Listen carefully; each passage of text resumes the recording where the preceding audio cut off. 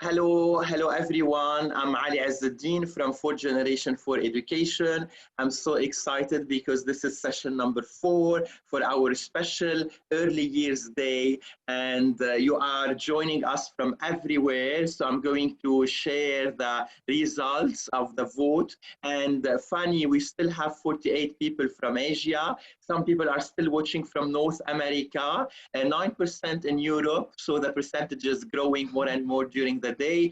Middle East 29%, 7% in Australia, 6% in Africa. Most of our attendees are are teachers, so 65% are teachers, and then 93% they are giving opportunity for students to take the lead, which is great to hear and great to see. I would like to remind you as well that we are offering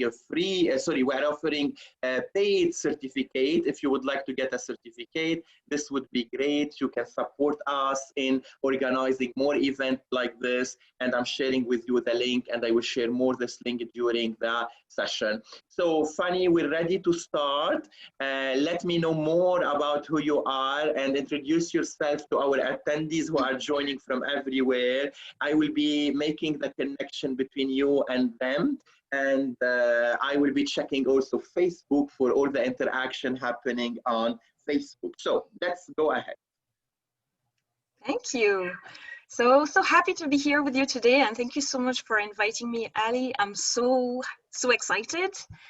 Especially the topic, and talking about early years is really my passion as well.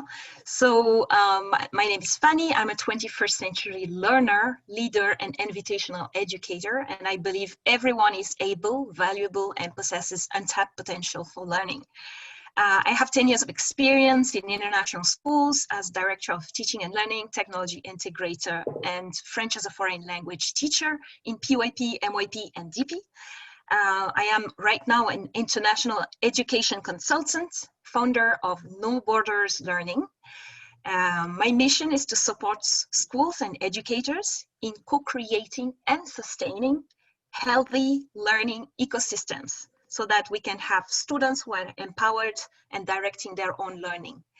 I'm also an author. I've written a book called Stretch Yourself with my co-author in the US. I am going to be a student doctoral student at the University of Dundee in January 2021, where I will continue trying to work more and more around empowerment for students and adults. So, should we go ahead? Yes. All right, so today we are going to talk about the conditions to empower our young learners. And in order to start together, I would like to invite you to learn with a thinking routine. So it's the time for you to use the chat feature and share your ideas. So we're going to use this thinking routine, think, feel, care. So I have selected this image of children playing with mud. I want you to think about what these young learners are doing, and how do you know?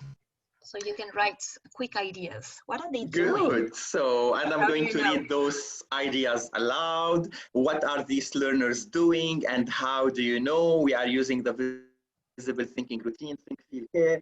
And I would like to say hello to Hagar, who's watching us on Facebook. She's in Egypt. And then the answers started. It's inquiry in action. They are exploring. They are playing. It's a hands-on inquiry. And I'm so happy to see that everyone selected, all panelists and attendees. We are improving. They are observing. It's a self-initiated play. They are using their 5 senses. And remember, please use the chat, not the question and the answer. They are observing, playing, discovering, and enjoying. Yes, they are enjoying for sure. So this is most of the answers, Fanny. So yes, experimenting, and then they are having dirty hands. Yes, okay, we are getting into feel now. If you were them, trying to empathize, trying to put yourself in their place, how would you feel? Why? So how would you feel? And let's wait for those answers about the feeling. I will feel happy and dirty. I will feel happy, excited, messy, empowering, curious, excited and happy. Happy, of course. I will feel relaxed. I will feel thrilled, excited to explore. And then let me encourage the people on Facebook. You can interact with us. I'm here to check also your answers. We have some people watching. I feel satisfied. I feel happy, excited. I feel no restrictions. I like that. And Hannah is saying, I feel excited. I've never done it before, so I will encourage you to do it. I remember last year, Fanny, I had a conference in the US, and then we are having Matt presenting this afternoon with us. And it was the first time at age of 38 playing and drawing with the chalk and charcoal, and it was really a great experience. So even as adults, we can still play and we can still experience those materials if we haven't done it during our childhood. Yeah. Well, I think we should move on to the next one, just to complete our cycle. Care. So if you were one of these children, what would you care about? What would be important to you? Nobody has said so far how I'm going to remove this stain on my shirt or something like that. We would care about getting everyone involved.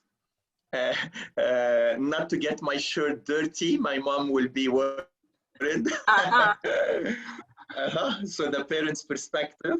I will care about having fun. We will clean the mess after we finish.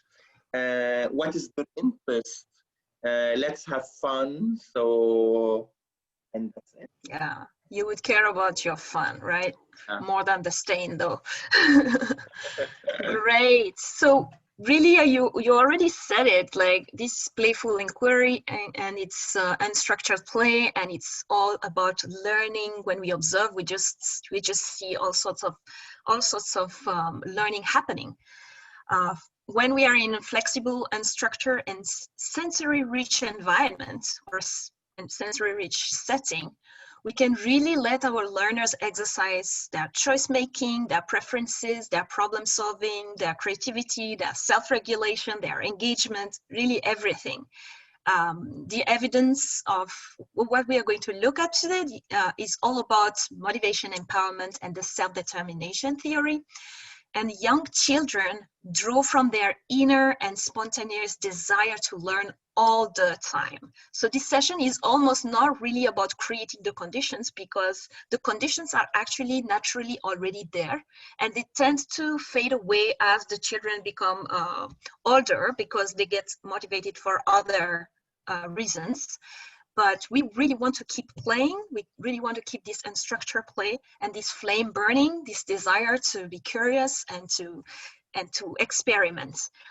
And so this is what we are going to explore today, is how we can really continue to foster this sense of empowerment in our children. And so our menu will be that we are going to define what empowerment is.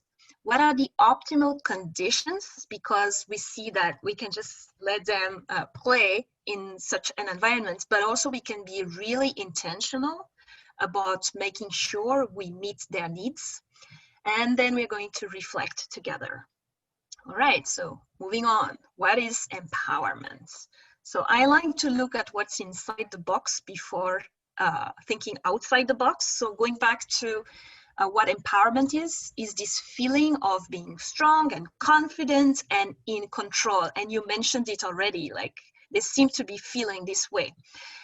You exercise your agency in ways that align to your values and intentions. So sometimes we talk about agency, but we can have agency without valuing the action that we do. But here, this session is really about how we can create the conditions where when students release their agency, they also believe in the actions that goes along with their agency. So I have personally found a lot of answers a lot of answers through the theory of self-determination by Ryan and Deci. There is a lot online about this. It's a general psychological construct within the organizing structure of theories of human agency. So basically what they are talking about is really how can we motivate ourselves? And they are really studying what it means. So we are talking here today about this empowerment feeling, which is being self-determined, which we're going to explore in details, being confident, exercising agency with autonomy and volition, and feeling that we can, that feeling of self-efficacy. So it's all about motivation. That's kind of the core, what moves us into action, which is motivation, moving into action, and what makes us feel so empowered. And so the researchers have found out that it's not really about the quantity.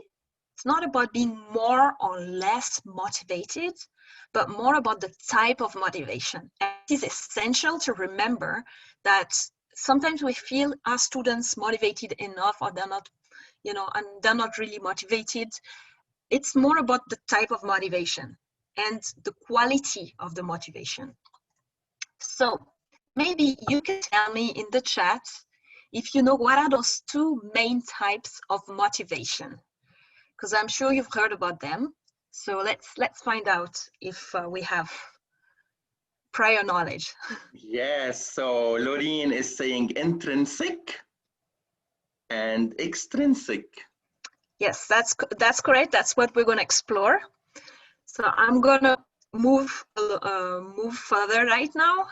So we can be moved into action because of external factors, such as the image at the bottom, that teacher who seems very strict, and it seems like we better listen to her, otherwise we might have punishment. Okay, so we can be moved into action because we avoid punishment or because we get a reward, or we can be moved into action with the other pictures at the top, because we are intrinsically motivated. We are driven by the inner desire to learn, and nothing can stop us. And that's our early years, mostly that's the desire that they already have, that we don't want to kill. So I like to talk about this analogy of junk food and healthy food, because when we have extrinsic motivation, it's a little bit like junk food.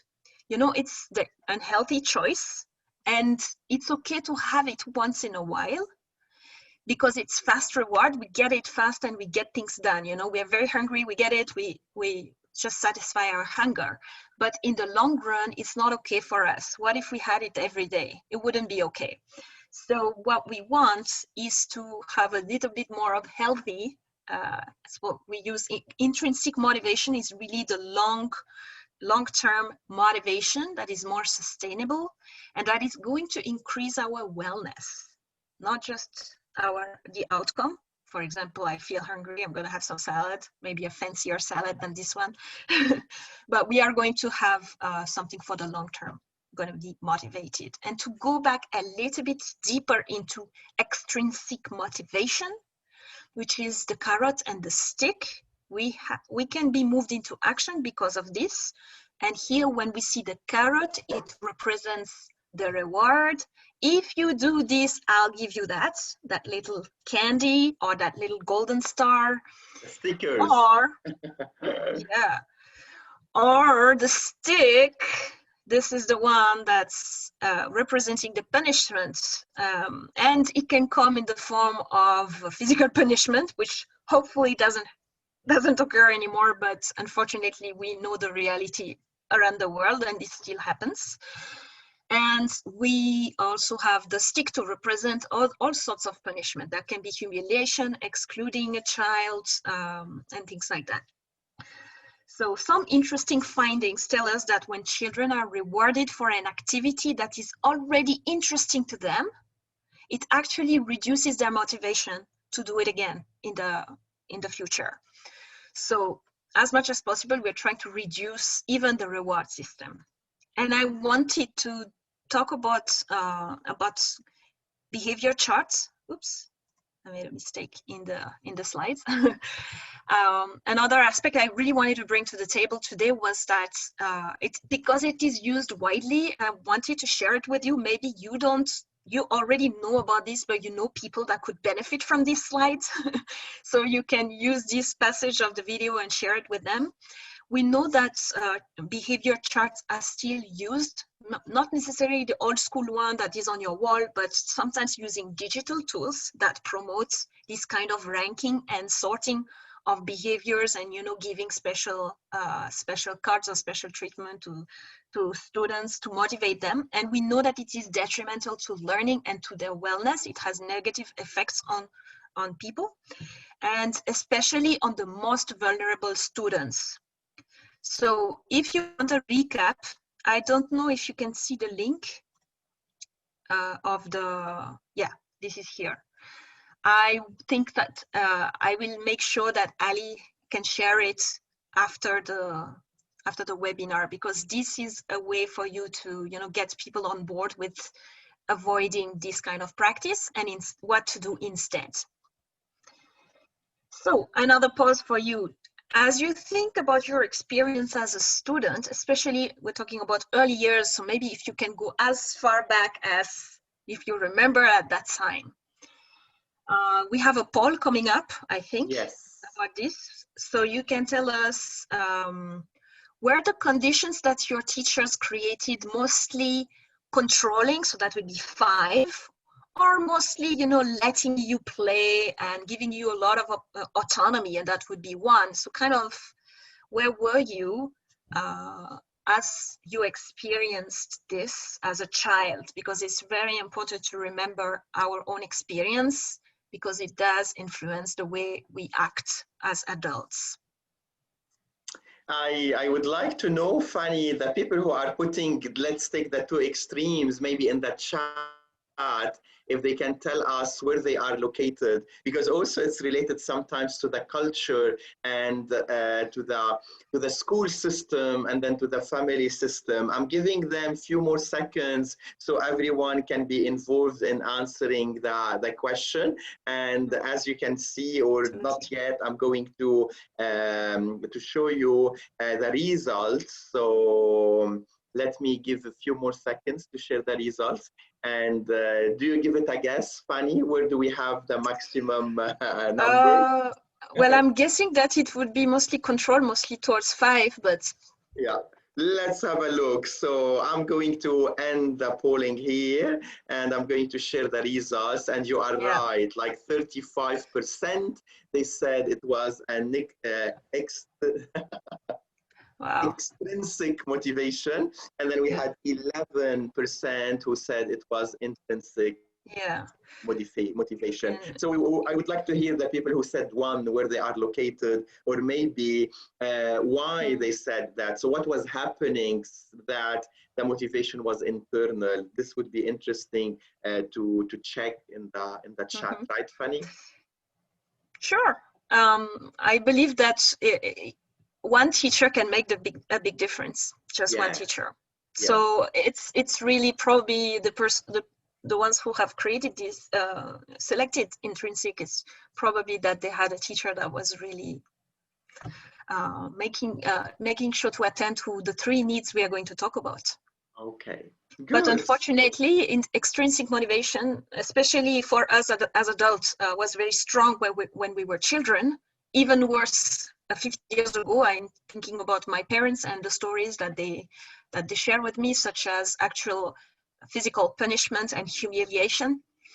And nowadays, we still have extrinsic motivation, but it is moved towards more emotional kind of stress.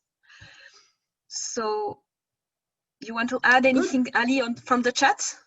No, we're okay. So I had some dates and I had some memories coming back in the chat. Like no autonomy was given to students at that time in India. I was like in a very strict or rigid kind of a schooling system. And that's why it was more the motivation coming from outside. Yes, for sure. So as we talk about intrinsic motivation in our early years, is there a better example than play to describe intrinsic motivation? Like play is an intrinsically motivated behavior. We can't force a kid to play. It's our key word for the day. So we've been playing since the morning. Yes, so they inherently enjoy it and there is learning taking place. I think we don't need to convince anyone, but sometimes it's useful to make sure we repeat this so that it can be used to convince sometimes your school to make sure we let students play. In particular, unstructured play with what we can call natural spaces, the playscapes, like a landscape. They have infinite possibilities and they are some of the best learning zones for our learners. If you can't access nature, you can still try to invite in space, and if you are not on campus, you can also try to generate some opportunities to invite nature at home as well, so the learners can continue to take care of plants and play with different material.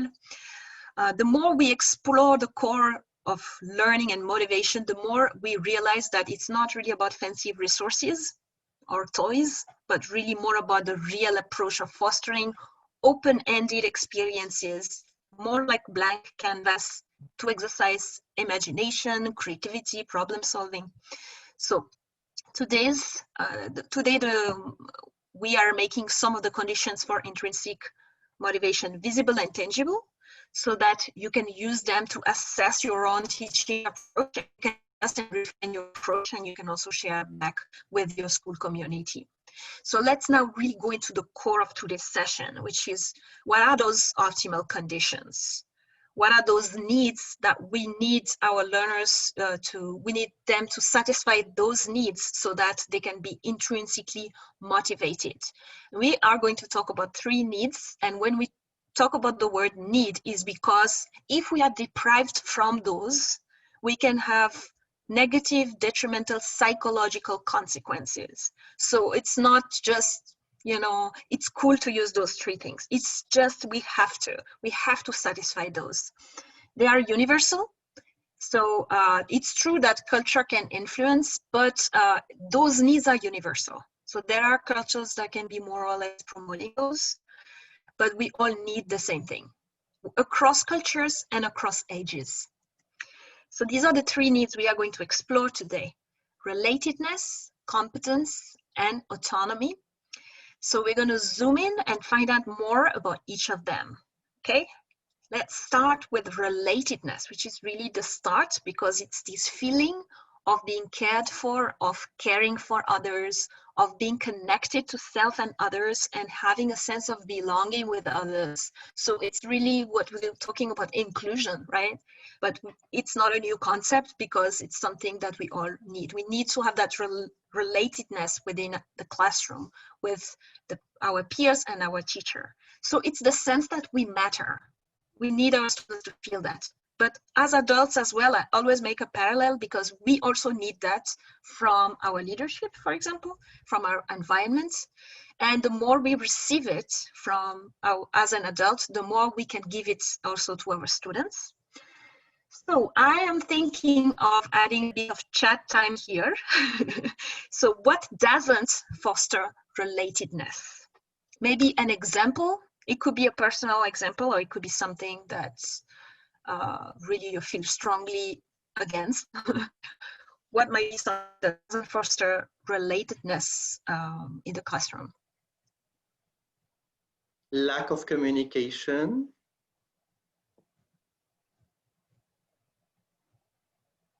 Neglect. And then for just Sana telling her we are talking about empowering our young learners. Hello, Dina. She's saying that she had lost the playtime during her childhood, or she's missing the playtime of the childhood. So ignorance, if I'm going back to that question, lack of differentiation, the why, one size fits all teaching styles, discrimination, lack of empathy, lack of involvement. All those are ideas that doesn't foster relatedness. Absolutely. And they connect well with the next need, actually. So I'm going to move into some ideas that I wanted to share today, and to really go in depth, we would need much more time, but at least we get a good macro view today of those 3 needs. So for example, what will foster relatedness is using positive, verbal, and non-verbal language. So for example, we say that the way we talk to our children become their inner voice. So it's really important that we talk to them in a way that will inspire them and that will make them feel cared for. And the nonverbal language can be the rapport we have, sometimes mirroring. We can use the same gesture to relate with someone. We can, if there is like a behavior problem or some sort of conflict, we can come and we can go at the eye level or even a bit lower and talk to a child and already have more relatedness. We can celebrate each other's learning to make sure that students understand that everyone matters in the classroom and it's not a competitive environment.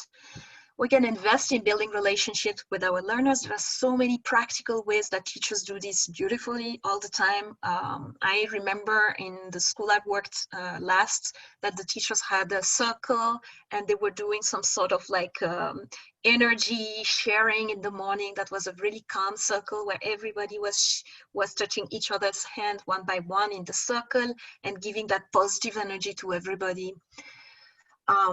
Develop a safe social and emotional environment, which means to celebrate mistakes, to encourage children to experiment, have a collaborative environment. So some of those ideas are about relatedness, yeah?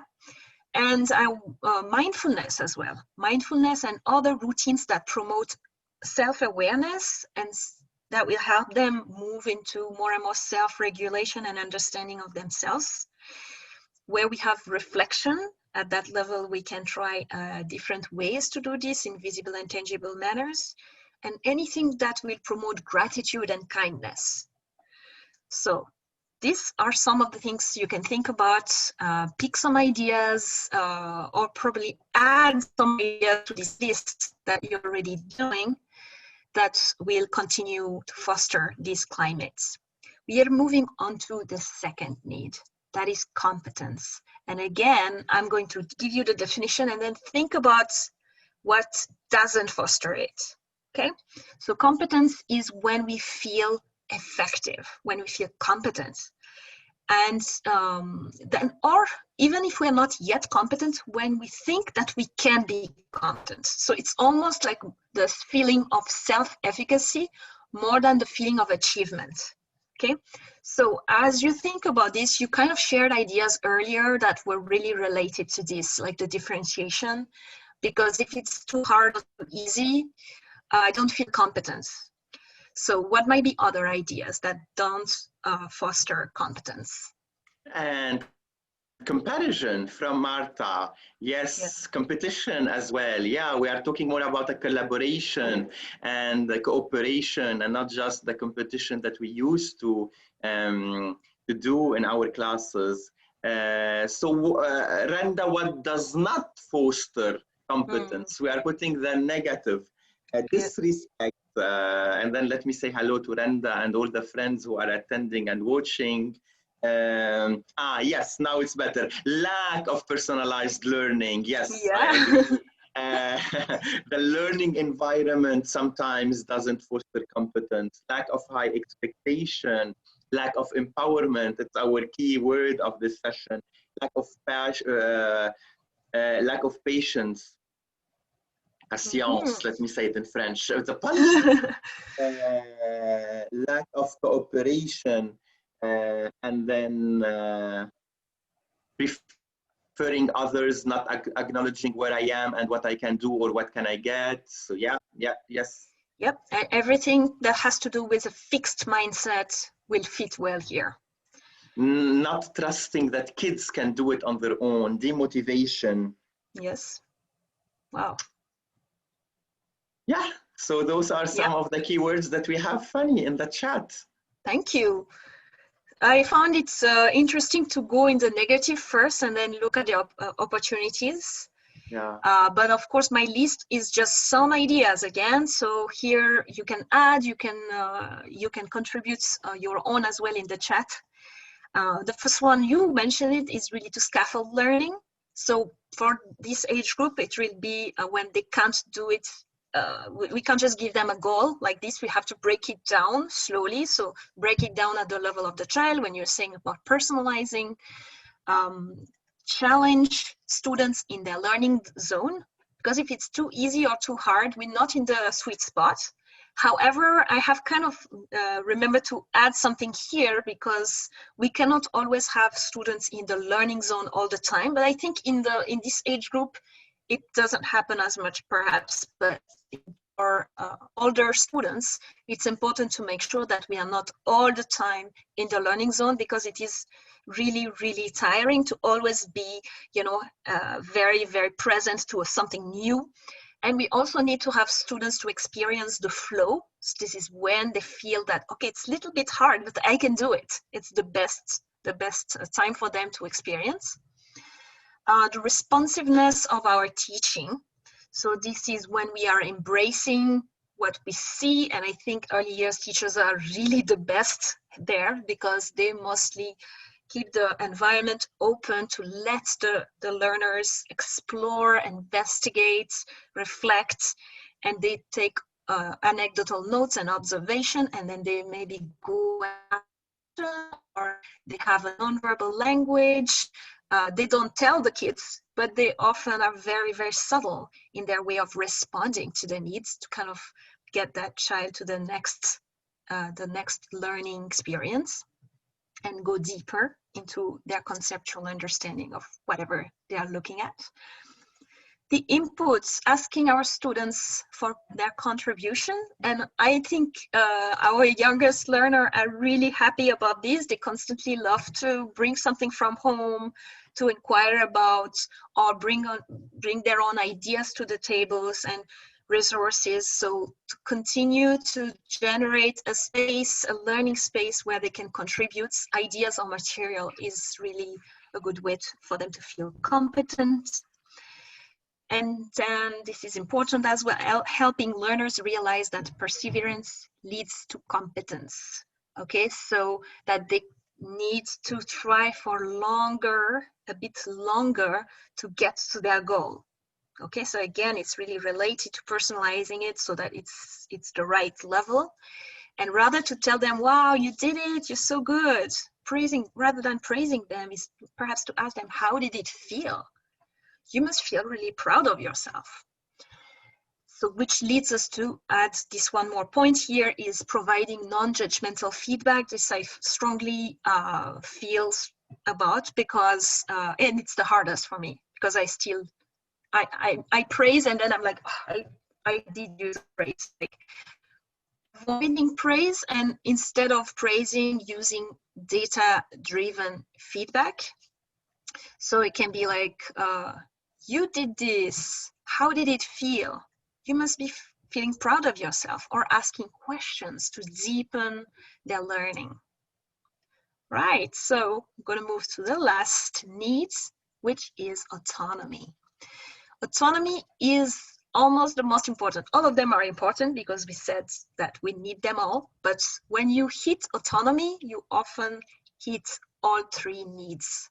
Because when you give the choice to a child, you are trusting them, so they feel included and cared for. And they feel competent because they stay out. So they are in control. Autonomy is here having endorsing our own action. So it's kind of like agency, but agency with value. Yeah. So there is a congruence between implicit and explicit motives. So we don't force students to do something. They are doing it because they are organizing their own actions, or because they understand the goal and the rationale. So it's not really like independence, because we still need to willingly turn to other people for help and advice and guidance, which is why autonomy is the most important skill for adolescents, because they need to be able to ask parents for help even at this age when it's difficult for them to turn to their parents. This is a very, very strong, important skills. So autonomy doesn't mean no demands or no requirements for behavior. That's not what we are saying. But we want to have autonomy in ways that is co-created. For example, co-creating agreements, and really making sure that students engage in a behavior because they understand it and because they want to, not because they are forced to. Because forcing them is not really hitting the self-regulation, their opportunity for them to develop and self-regulate. So it is not freedom, because if we take away all of the constraints, it doesn't support autonomy at all. And what we want is to really have this opportunity for them to understand the why behind their action. So here again, the sense of control matters more than what you actually do with your control. So what doesn't foster autonomy then? And again, let me remind everyone, Fanny is looking at what doesn't foster autonomy, because on Facebook, our friend was putting all the things that they are positive, and then she paid us. Yeah, your opportunity to be negative. Yes, so let's have a look what doesn't foster autonomy, and follow the rules to make the teacher happy. A set of instruction, rigid instructions. Dina, I'm waiting to hear from you. Restricted schedules, yes. Brenda, I'm writing a very interesting article about schedules. No room for mistakes. To listen to the teacher all the time. Timetables, and lack of structure. Yes, lack of structure sometimes doesn't foster autonomy. No given choices. Very guided engagement. Teacher prepare everything and tell the student how to do. Standardized tests, less choice, lack of ownership, strict guidance. Yes, we agree. Yes. Using because I said so as the answer to a why. Being not a flexible in planned activity, lack of voice, choice, and ownership. Wow. Yes, and I hope I can steal the chat because it's really cool to hear all of this. Yeah, Aisha is saying on Facebook, comparison, too much tradition, and then when they said no choice, voice, ownership, it reminded me of agency again. And our session, it's after yours, Fanny. Yeah. We will be talking about agency for again a 1 hour in our webinars today, a special day for the early years via 4th generation for education. So let's continue. And keeping also an eye on the time to make sure that we are not exceeding the 1 hour. And then we have some questions, Fanny, that I would like to answer at the end of this. Yeah. So some ideas about supporting autonomy would be co-creating essential agreements. So instead of teachers' rules, of course, if you're already most probably doing this, is to create these essential agreements with your students. Positive disciplines also talk about how we should really use the words of the students to really make sure that it's honoring their ideas. Using supportive and tentative language, so don't must and should students as much as possible. There are ways that when there are things that they really need to do, we can say like, this is important, rather than you must do this. And sometimes a small change in the language can make it that supports their autonomy. Providing choices, it's the most popular one. Using the space in open-ended ways so that the choice is already there in front of them. Tap into students' interests, values, and goals. So the more we know our students, the more we relate to them and we get to know them, the more we can tap into their interests. Encourage self-assessment and peer assessment. So in that age, there are interesting ways that teachers find about doing this. And again, not just about their performance, but really about their growth as well, the progress that they're making. And then the beautiful Kat Murdoch with her notice and release, which I think is a perfect kind of summary of this, is we know because we observe them, because we are so present, that we need to to do or not to do, sometimes not to interfere in the learning, and how we can release it again with maybe a question, a comment, or just letting them choose. So this kind of mindset of the inquiry teacher. So I'm going to move on to what have we learned today. Yeah. First of all, you are experts already. You've demonstrated it in the chat. So I'm going to recap the 3 ideas here for the optimal conditions to empower our learners who are actually already empowered. They already have agency. We just want to continue releasing it and not killing that, which I think early years teachers they are the best at really fostering this environment. So we engage them in learning when they don't feel judged, when they feel connected, interconnected, when they feel related. We need them to feel that sense of efficacy and competence that I did it. And how did it feel? And the third one is the autonomy, that they endorse their activity, that they are involved in, that they feel in control. It will really make them feel joyful within the process of learning. So yeah, this is the 3 needs we have explored. And Fanny, sorry. Fanny, can you go back to the slide, because we have a question about the reference. So they want to know the title of the text that you referenced about self-determination. So we are answering live this question. And as you can see in the slide, maybe if you want to read it aloud again, Fanny, and give the reference of the word that you are mentioning.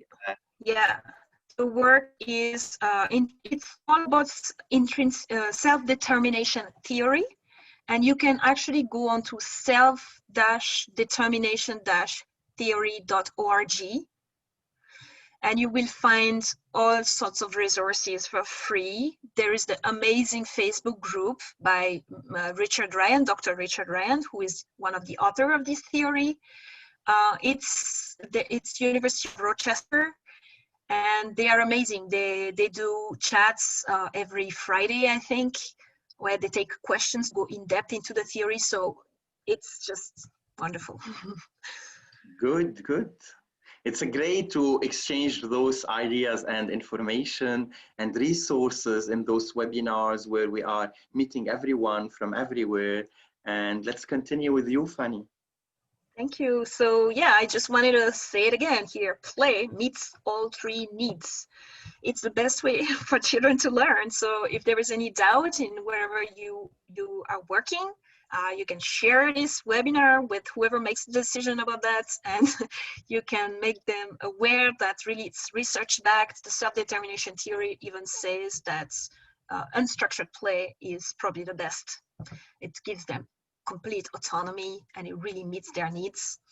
So again, if you have any question, I'm here, but I wanted you to take a moment to think about what you have learned or what was reaffirmed through this webinar. And so I chose this 3-to-1 takeaway reflection that I kind of modified a little bit. So this can be personal. You don't have to share. If you want to, you can, but you can probably, use a personal diary and make sure you take some time today to think about this. So 3 things you have learned, 2 actions you can take, and then 1 muddy point, maybe 1 challenge or 1 question. And I would be so happy to continue the conversation on social media, Twitter, Facebook, or anywhere. My email probably is there as well. So this is what you can think about. 3 things you have learned, 2 actions you can take, and 1 muddy point or something you want to dig deeper and find out more about. Yeah? So while the participants are reflecting and maybe texting in the chat or maybe on a piece of paper if they are taking notes, we're going to tell them that Fanny is going to share with us a resource tomorrow. So you need to wait for 24 hours. You will get automatically a link from Zoom with the resource and a survey. So we are going to ask you a quick question about the day. How did you find the day? And Fanny, what would you like to add? Because I have also questions for you. So let me hear you. And stay with us, don't leave. So we still have 10 minutes. Yeah. And some of the because some of the participants now, they will log out to log in the following webinar. So wait with us to wrap it up together. And we have a lot of thank you in that chat. So Fanny, yes. Yeah, so I just want to make sure you know that you will access this, but you can type it also and access it right now, bit.ly/empoweryounglearners, and you will access a Google Doc which has a recap of what I talked about, even more actually, with do's and don'ts as well. And again, I think the people who are here is people who already believe in those ideas, but perhaps the ones who don't believe in those ideas yet, or who need to be a bit more aware. This is a resource you can share with them, or you can discuss. You can take one point at a time and go through, inspire them, empathize to understand where they come from, and try to bring this culture to wherever you are. And then to go deeper, I am starting my business, and I am really focusing on how to have those healthy learning ecosystems and using the self-determination theory. So I support PK-12 schools in co-creating those learning ecosystems that attend to the heart, exercise the mind, and engage the willpower. I have services like workshops, which I'm super happy to do online. Indeed, I prefer. Right now, we can't really travel anyway. Blended and self-directed online learning. I am setting up a course really about this. If this is an alternative way to get what you want and to meet other educators through a cohort and learn more about how to put this in place. If we go deeper into each concept and scaffold it to your needs, because we also model the self-determination theory with adults. So if it's PK-12, it will be relevant for everyone. And it scaffolded in ways that you'll have choices, so you can learn about what matters to you and personalize your learning. Very good. Fanny, if you don't mind stopping sharing your screen, I would like now to share mine and let them know about our special day and our upcoming event. And then we are going to answer some of the questions that we have. So here again, this is our website. We still have 3 sessions for this afternoon. A session on agency, and it will be in the next few minutes, like 20 minutes. And then we have a session in Arabic for our Arabic speaker. And I think we are going to finish the day with, again, a session about inquiry. From the website, you can order a certificate per webinar, or if you attended all of them, you can also have a special certificate for the whole day. Ordering those certificates will allow us to continue providing you with those beautiful free webinars, Inspiring One. This is our YouTube channel. I'm sharing it again with you in the chat, because the webinar is recorded and you will be able to find it also online if you want to go back and listen to Fanny again and get inspired again. So this is in the chat.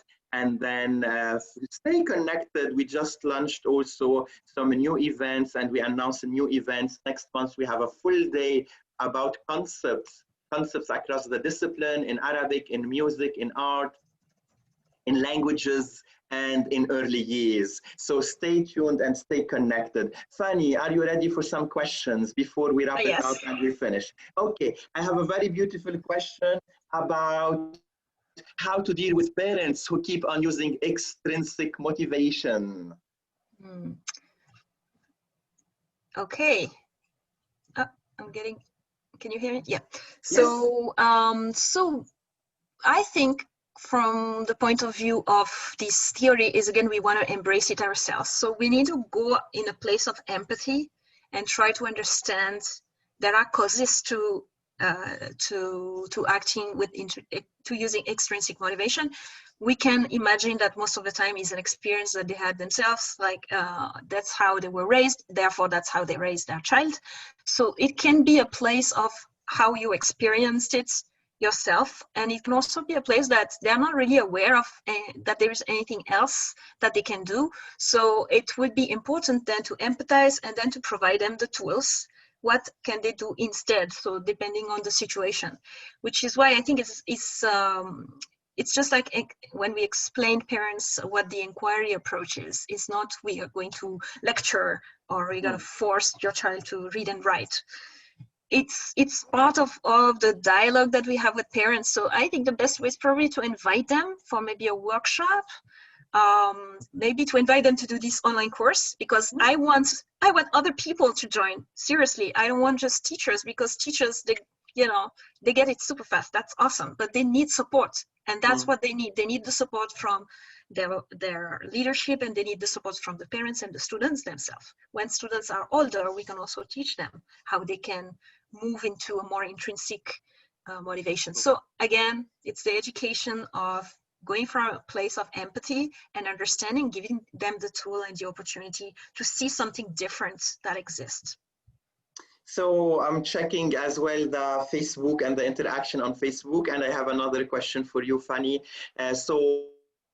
A teacher is telling us that she loves to build welcoming environment, to build nice rapport with the students, but sometimes the kids, they don't want to deal with me. So do I keep this distance so they don't hate me, or do I push myself and then how can I interact with those young learners? Because I know that the teacher is teaching early years, they are new to the school, they are new to this environment. So how do we create those positive relationships? In between you were breaking for me, so I didn't hear the beginning. So can you just, it was how to create. So she creates welcoming environment, but sometimes the kids, they don't interact with the teacher. Mm-hmm. So do we push ourselves for this interaction as adult, or do we wait? So any recommendation? I would like to know a little bit more about the situation, but I would love, like, for example, to have this conversation separately so we can go deeper into what exactly might be the context. Mm-hmm. Again, I would recommend maybe to watch my session about building relationship at the beginning of the academic year. It's on our YouTube channel, and there I presented many learning experiences in using hands-on activities. And then again, you can email Fanny, and then she can answer with more details about this scenario. Let me check if I have some question on Facebook, or if we have some interaction as well happening on Facebook. I think, yes. Yeah, and just to add, sure, go ahead. So I hope I really want to help this person. So I put my email in the chat because I couldn't hear very well. And definitely relationship building is important, and there are so many different ways to do it. So let's talk further. Okay, Suzanne is asking, how do we motivate learners that have no self-motivation and that want to learn? Yeah, so that's the hard part of our job. So that's why we need to go slow and we need to be consistent. And we could do, like, positive discipline has taught me also a lot of really good tricks, little experiences that are really wonderful to build that sense of community. Is maybe we should have sometimes a target if it's a really difficult situation and we observe a behavior that we want to reduce and we want to increase another behavior. We need to see it as it's reducing slowly. It's not going to happen overnight.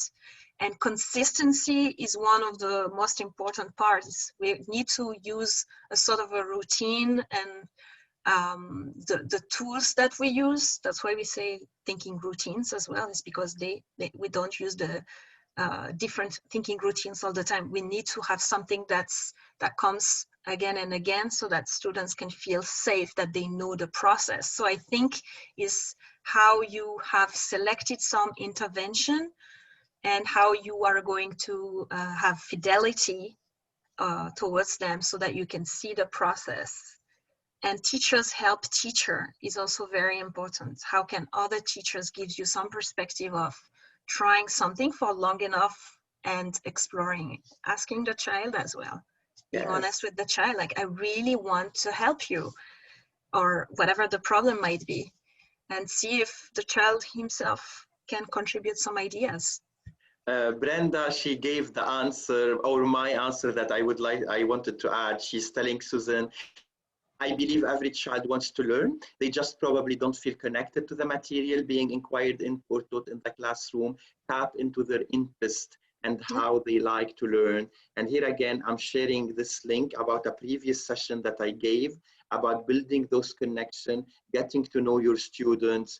And then once we know them and once we hear them, we can adjust the curriculum and we can do the modification. And I know that in the region here, Fanny, we have also those classes of boys and girls. We have the separation of the boys and the girls. And I always say, I cannot see the same unit or the same project taking place in the boys section and the girls section because they have different interests. So how come I'm copying and I'm pasting the same learning experience or the same activity for kids with different interests? And even if we have the mixed classroom and then we have maybe 5 sections of the same grade level, each teacher should be tweaking the unit and the learning experiences based on the interest and the question of the kids. So a final reflection from you, Fanny, before I say goodbye. Sorry. A final comment. It's the last minute for us. Well, I hope this was inspiring, useful, and that we can continue sharing really to go deeper. So don't hesitate, find me on Facebook or Twitter, and let's continue to share ideas. And I hope the cheat sheet is useful to you as well. Yes, thank you, Fanny. Thank you, everyone. I'm going to get maybe a short 15-minute break, and then I will see you now as an attendee, right, Fanny? Okay, see you in a bit. And if you are still joining us and your time zone allow for another session today, agency in the early year, in the next 15 minutes, I would like to see you all and interact with you all. Thank you very much. Bye-bye. Bye.